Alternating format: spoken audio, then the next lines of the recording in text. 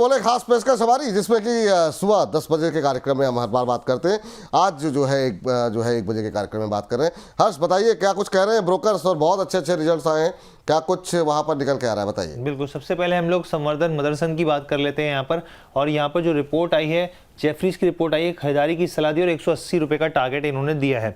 अब यहाँ पर इनका कहना क्या है? इनका कहना है कि देखिए क्वार्टर 4 में जो मार्जिन है भले ही बिलो द एक्सपेक्टेशन रहे हो, लेकिन जो स्थिति है वो धीरे धीरे और बेटर होगी और पिकअप करती हुई दिखेगी। इसके अलावा इनका कहना है नॉन ऑटो सेगमेंट्स में पूरा पोटेंशियल है कि आने वाले दिनों में एक अच्छी ग्रोथ देखने को मिल सकती है। साथ ही इनका ये भी कहना है जेफरीज का कि भले ही जो एनवायरनमेंट है, माइक्रो एनवायरनमेंट हम लोग देखें काफ़ी टफ रहा है, लेकिन ऐसे में जो इलेक्ट्रॉनिक सेगमेंट है इस कंपनी का वो काफ़ी अच्छा परफॉर्म करता हुआ दिखा है और आगे भी इसमें एक जो ग्रोथ है वो सस्टेन होती दिखेगी। साथ ही इनका ये कहना है कि आने वाले 5 सालों में अगर रेवेन्यू की टारगेट की बात की जाए तो $10,800 करोड़ तक ये टारगेट लक्ष्य तय किया गया है, जो कि एक बड़ा नंबर है। और करंट वैल्यूएशन की बात करें तो 17.5 के आसपास एक्स पर ये ट्रेड कर रहा है, जो कि इनको काफ़ी अट्रैक्टिव लग रहा है। अगर आप देखें वित्त वर्ष 2025 से लेकर 27 के बीच earning per share compound annual growth के हिसाब से देखें, रेट के हिसाब से, तो ये 27% का लक्ष्य जो है वो तय किया गया है। ठीक, चलिए, तो ये बात निकल कर आ रही है संवर्धना मदरसन पे। आज कई सारी क्वेरीज भी थी, मिस हो गई हमसे, अच्छा हुआ कि बातचीत नहीं हुई है, तो अब बात कर लेते हैं। सर क्या सलाह रहेगी, और जिन दर्शकों को लेना है, जिनके पास है, जेफरीज की रिपोर्ट के बाद आपकी टिप्पणी क्या रहेगी? सर जिनको लेना है ले लीजिए, जिनके पास है स्टिक अराउंड करिए। बहुत शॉर्ट टर्म की बात करें 186, और अगर मीडियम टर्म तक आप होल्ड करते हैं तो 208 रुपए तक का भाव देखने को मिल सकता है। बट जो लेना चाह रहे हैं ना, उनको मैं एक और चीज ऐड करूंगा कि इसका ना एक तरीका है, ये एक रेंज पे जाता है, उसके बाद वापस भी आता है। तो यहां पे भी आप अपनी पोजीशन बनाएं और 144 142 मिले वहां पे और अपनी पोजीशन बढ़ा सकते हैं। इसके साथ साथ मैं एक और चीज ऐड करूंगा सर, जो भी हर्ष बात कर रहे थे ना इनके वायरिंग सेगमेंट की, सर इनका एक और कंपनी भी है, Motherson Sumi Wiring India Limited. हाँ बिल्कुल, भी एक अच्छे अपसाइड के लिए पॉइज्ड हो गई है।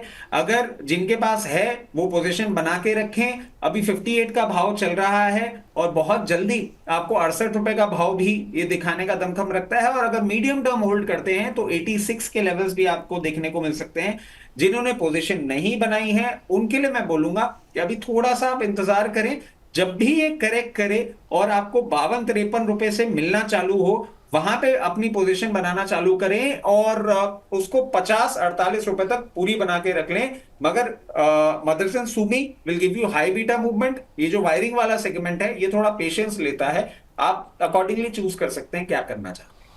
ठीक है सर। चलिए, तो ये बात संवर्धना मदरसन पे निकल के आती हुई अगली कंपनी का रुख करते हैं। हर्ष बताइए जी, अगली कंपनी को लेकर तो रिटेल निवेशक बहुत ज़्यादा पहले ही बुलिश थे और अब और ज़्यादा बुलिश हो गए, क्योंकि क्वार्टर 4 के नतीजे बहुत दमदार आए। सुजलॉन की हम लोग बात कर लेते हैं यहाँ पर। और मोतीलाल ओसवाल की रिपोर्ट आई है, खरीदारी की सलाह दी है। 83 रुपये का टारगेट तो अब छोटा लगने लग गया, क्योंकि स्टॉक ने इस तरह की बढ़त बनाई है यहाँ पर। इनका देखिए बेसिकली कहना क्या है, इनका कहना है कि क्वार्टर 4 के नंबर्स बहुत शानदार रहे हैं।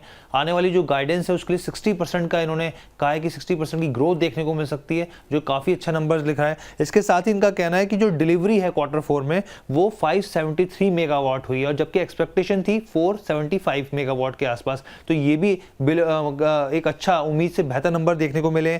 भारत सरकार की तरफ से जो round the clock power supply इस तरह की जो स्कीम्स हैं और हाइब्रिड टेंडर्स का फायदा इस कंपनी को सीधे तौर पर मिलेगा, ये रिपोर्ट में कहा गया है। इसके साथ ही विंड टर्बाइन जनरेटर को लेकर जो सेगमेंट है इसमें वॉल्यूम ग्रोथ, एक अच्छी वॉल्यूम ग्रोथ FY26 के लिए बनती हुई दिख रही है, ये भी यहाँ पर प्रेडिक्ट किया जा रहा है। साथ ही रेवेन्यू की बात करें, एबिटा की बात करें, प्रॉफिट आफ्टर टैक्स की बात करें, इस मोर्चे भी आने वाले क्वार्टर्स में एक अच्छे नंबर्स देखने को मिल सकते हैं। कंपनी जो है लगातार चाइना के ऊपर अपनी निर्भरता को कम कर रही है और साथ ही जो विजिबिलिटी है आने वाले दिनों के लिए वो और इम्प्रूव होती हुई दिखेगी। चलिए, तो कई सारी पॉजिटिव बातें लगातार हम कर रहे हैं सुजलॉन को लेकर के। शानदार नतीजों के बाद बहुत सारी रिपोर्ट, जैसा कि मैं आपको बता ही रहा था रजिस्टर की, बहुत सारी रिपोर्ट्स आने लगी, इंटरनेशनल, नेशनल, ये सब। मुझे लगता है सबसे हायर साइड में जो प्राइस आया हुआ है 71, 80, 83, इस तरह के प्राइसेस निकल के आ रहे हैं। आपकी टिप्पणी क्या रहेगी सर सुजलॉन पे? सर 82 84 के बीच में 83 जो मोतीलाल ओसवाल जी ने दे ही दिया है, हमने शो के स्टार्टिंग में दे दिया था, बिल्कुल सही है सर। और अब फाइनली मैं समझता हूं ये अपसाइड आपको बहुत नियर टर्म में देखने को मिल सकता है। अपनी पोजीशन बरकरार रखें, बट जैसा कि हमने कहा कि एंट्री यहां पे अगर करें तो स्टैगर्ड मैनर में अपनी एंट्री रखिएगा। पूरा फंड एक साथ डिप्लॉय मत करिएगा। Good stock finally giving a good movement. अब ये जो लोग बहुत लोग, चले ठीक है आगे बात कर लेते हैं, खबरों का खेल भी तो बाकी है, कुछ चीज़ें वहाँ के लिए भी छोड़ देते हैं। चलिए हर्ष, अगर तीसरी कंपनी बताइए, तीसरी कंपनी कौन सी होगी? तीसरी कंपनी हम लोगों ने जब आईपीओ आया था तो डिस्कशन किया था, डॉक्टर अग्रवाल आई की हम लोग बात कर लेते हैं। यहाँ पर जेफरीज की रिपोर्ट है, होल्ड की सलाह दी है, 380 रुपये का टारगेट दिया है। अब इनका कहना है कि जो नंबर्स हैं वो Q4 के वो उम्मीद के मुताबिक रहें। गाइडेंस FY26 के लिए जो दी गई है वो हल्की सी मामूली स्लाइटली सी यहाँ पर बिलो दी एक्सपेक्टेशन है यहाँ पर। लेकिन ये ज़रूर है कि FY26 के लिए कंपनी जो है बहुत एग्रेसिवली यहाँ पर एक्सपेंशन प्लान पर काम कर रही है। नए यहाँ पर जो सेंटर्स जो है एडिशन होते हुए दिखेंगे और यहाँ पर जो लक्ष्य रखा गया है ग्रोथ का वो करीब 23% का जो ग्रोथ का लक्ष्य यहाँ पर तय किया गया है आने वाले क्वार्टर्स के लिए। चलिए, डॉक्टर अग्रवाल आए, जो मुझे याद है कि जब इसका आईपीओ आया था सर ने मेरी आंखों के चश्मे की बात की थी और अपने आंखों के चश्मे की बात की थी। मुझे भी चश्मा लगा है सर। हाँ, हर्ष को भी लगा हुआ है चश्मा। सर क्या करें सर, अभी 380 का टारगेट पे आपकी टिप्पणी? सर बिल्कुल, देखिए इसमें अपनी पोजीशन बरकरार रखें। और सर एक चीज मैं और ऐड करना चाहूंगा, जब हमने इसकी उस टाइम बात करी थी ना, तो ये बात भी कही थी कि अभी भी ये जो सेक्टर है ना, ये अनऑर्गेनाइज ज्यादा है, ऑर्गेनाइज में बहुत कम है। और ऑर्गेनाइज में भी they are the market leaders, और आने वाले समय में ये ऑर्गेनाइज सेक्टर में भी अपनी एक अच्छी पोजीशन और आगे बढ़ाते हुए दिखेंगे। तो बिल्कुल इसमें आप पोजीशन अपनी बरकरार रखें। चलिए, रात का बोनस का ये ब्रोकर बोले का आखिरी काउंटर जो जानते हैं क्या कुछ निकल के आ रहा है, हर्ष बताइए। आखिरी कंपनी है बजाज ऑटो, और बजाज ऑटो के ऊपर अगर हम लोग देखें तो बर्नस्टीन की रिपोर्ट आई है और परफॉर्मेंस की रेटिंग दी है, 11,000 रुपये का टारगेट दिया है। इनका कहना क्या है, इनका देखिए सबसे पहले कहना है कि आउटलुक पॉजिटिव बना हुआ है हमारा आगे के लिए, एक्सपोर्ट के मोर्चे पर स्थिति बेहतर दिख रही है। साथ ही इलेक्ट्रिक टू व्हीलर सेगमेंट की अगर आप बात करें तो साल दर साल के हिसाब से 12% की ग्रोथ देखने को मिली है। आप अगर देखें और अगर आप ओवरऑल देखें तो 25% का मार्केट शेयर हासिल करते हुए दिखे हैं यहाँ पर। लेकिन यहाँ पर एक इसके पीछे की एक बड़ी वजह ये भी है कि अफोर्डेबल जो लॉन्चेस हो रहे हैं उसका फायदा मिल रहा है। लेकिन कंसर्न क्या है यहाँ पे, कंसर्न साफ तौर पे बड़ा ये है कि मार्केट शेयर जो है, अगर आप ओवरऑल डोमेस्टिक मोटरसाइकिल की बात करें तो यहाँ पे जो है मार्केट शेयर लगातार घटता हुआ दिख रहा है। तो ये एक बड़ा कंसर्न है जिसको ध्यान में रखने के लिए यहाँ पे कहा गया है। चलिए ठीक है, 11,000 के टारगेट दिए गए। आज हमारी एक दर्शक भी थी बजाज ऑटो पे खरीदारी की सलाह पूछना चाह रही थी, गांधी जी के नाम से उनका नाम था, पूरा नाम मुझे याद नहीं आ रहा है। लेकिन सर आपकी टिप्पणी क्या रहेगी यहाँ पर बजाज ऑटो पे? सर देखिए, ये डाउनसाइड जो आपको आज देखने को मिल रहा है, इसको एज एन अपॉर्चुनिटी यूज करना ही होगा। क्योंकि सर आपको ध्यान हो, बजाज ऑटो के लिए हमने ना बात भी करी थी और उसके बाद इसने मूवमेंट भी किया था, और आपने मुझे एक टिप्पणी ये भी की थी कि हर चीज में ही आप दिमाग लगाते रहते हो।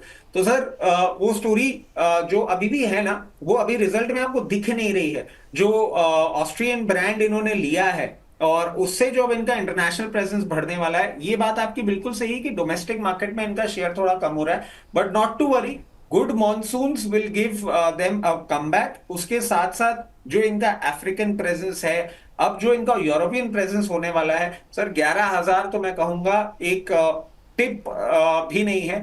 ये यहां से एक अच्छे अपसाइड के लिए तैयार हो गया है। और अब मेरे जैसा आदमी तो क्या है, बुलिश हो जाता है तो एक्सट्रीम लेवल्स पे चला जाता है। सर 13,600 से 14,000 के लेवल भी आपको देखने को मिलेंगे अगर आप इसको लॉन्ग टर्म में इन्वेस्ट करके रखते हैं। हाँ, यही सवाल भी था।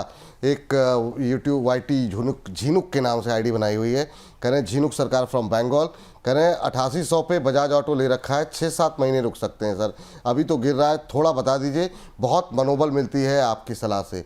तो सर क्या होल्ड करें, 6-7 महीने का भी हो इनका? पर ये प्रॉब्लम हो जाती है, ये काउंटर्स को ना आप शॉर्ट टर्म के लिए मत लीजिए। बट अगर आपने ले रखा है 8800 पे ले रखा है, ठीक है, कोई प्रॉब्लम नहीं है, आप अपनी पोजीशन इसमें मेंटेन करें। थोड़ा सा मैं आपको ये कहूंगा, क्योंकि आपका टाइम होराइजन कम है, तो इसमें आप ना 9400 या 9360 से ही अपना प्रॉफिट बुक करते हुए रहिएगा, क्योंकि आपने 6 महीने का टाइम दिया है। और 9460 लेवल से प्रॉफिट बुक करते करते आप अराउंड 9800 तक पूरा देके निकल जाइएगा। 6 महीने में इससे ऊपर मैं, क्योंकि हमेशा कंजर्वेटिव रहता हूं, इसलिए मुझे थोड़ा सा मुश्किल लगता है। चल ठीक, इसी के साथ हर्ष को धन्यवाद करते हैं। हर्ष बहुत बहुत शुक्रिया, धन्यवाद आपका ये तमाम रिपोर्ट्स लेकर के आने के लिए, बताने के लिए क्या इस समय बड़े बड़े ब्रोकरेज हाउसेस किन शेयरों पे दांव लगा रहे हैं, क्या कुछ टारगेट निकल के आ रहे हैं। बहुत बहुत शुक्रिया आपका इस चर्चा में जुड़ने के लिए। ब्रोकर बोले में फिलहाल इतना ही।